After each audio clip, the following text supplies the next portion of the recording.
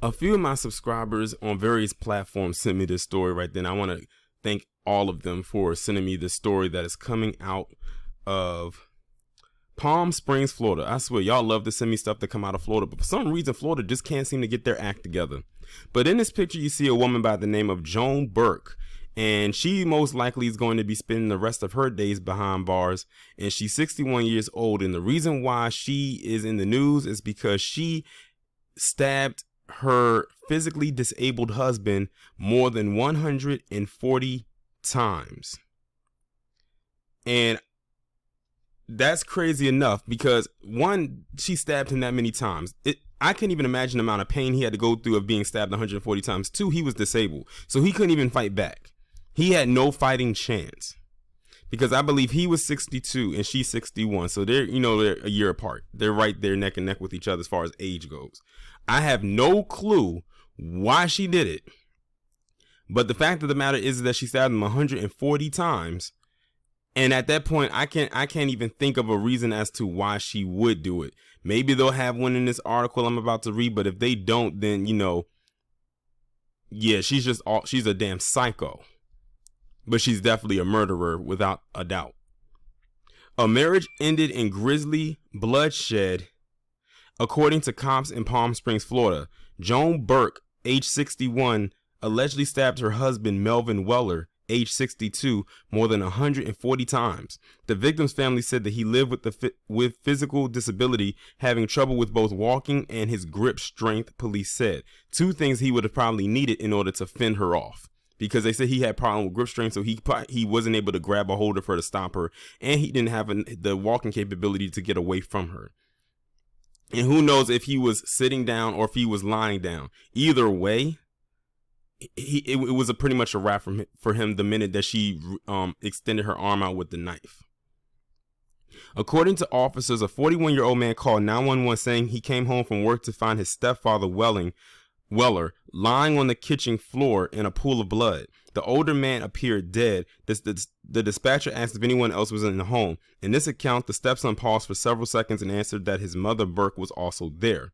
Officers arrived to find Weller lying upward on the kitchen floor in that pool of blood. He had what seemed to be multiple stab wounds and lacerations on his body. The medical examiner's office determined Weller sustained more than 140 stab wounds all over his body. He also has sustained a skull fracture from a meat cleaver from the right rear area of his head.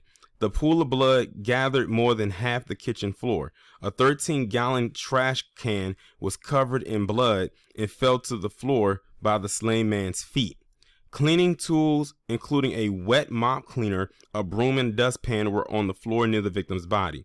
All the items were near the descendant were blood stained. The numerous injuries to the body, coupled with the blood stains cast or otherwise spread on the walls, ceiling, counters, and cabinets, made it obvious a violent struggle occurred. Like, this sounds like a straight up horror movie.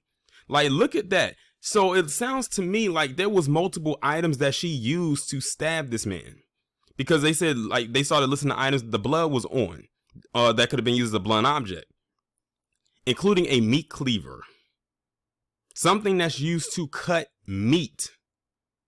Is she used? So here I am thinking she just used a knife. She was using multiple objects, and they said there was blood on the walls, the ceilings, and everything.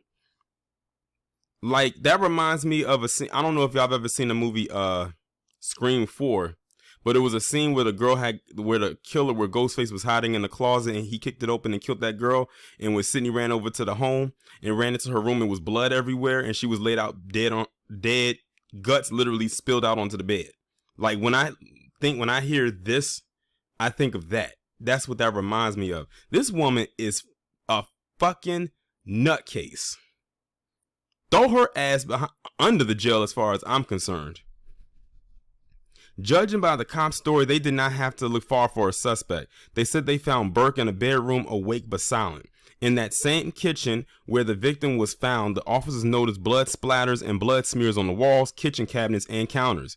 A couple of knives and a meat cleaver were in the kitchen sink.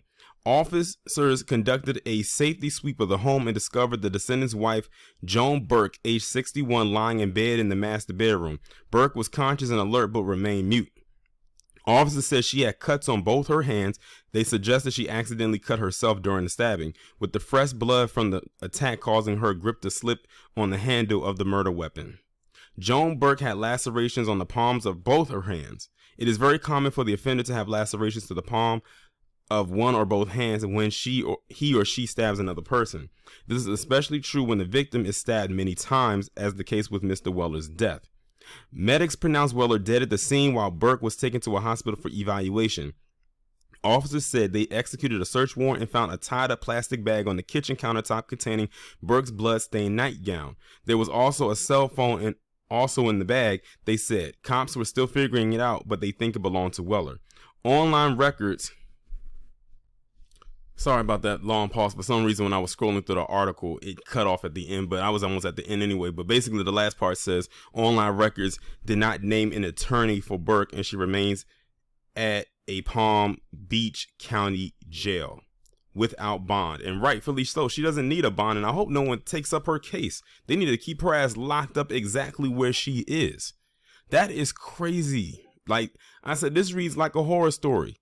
Now, I bet you those same divestors that had all that shit to say in the comment sections of that video about that Profile the Black Man documentary that Tina Knowles Lawson is doing, I bet you they ain't going to talk about this. As a matter of fact, they're probably sitting back, if they learned about this story, if they find out that her husband was a black man, they're probably going to sit back, sip some champagne and applaud her for doing this, because that's deep down what they want to do, but don't have the cooch to do it.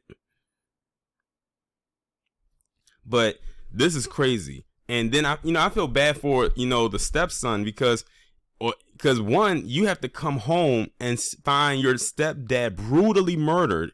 And then on top of that, have to see and find out that the person who brutally murdered your stepfather is your own mother. Now, this is probably the only father this man has ever known in his life. I don't know the situation with his biological father, but let's hypothetically say this is the only man he knew as a father figure in his life. She took that away from him, even with him being 41. And in such a very evil and wicked way, in a very disturbing way at that.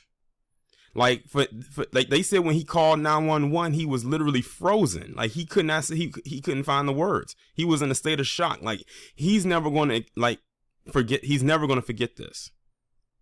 And you know what? I hope that he doesn't even go and visit his mother behind bars. I know that that's your mother, but I wouldn't visit her. Not after she did something like that. There is no way. And I noticed the article didn't list the motive to why she did it.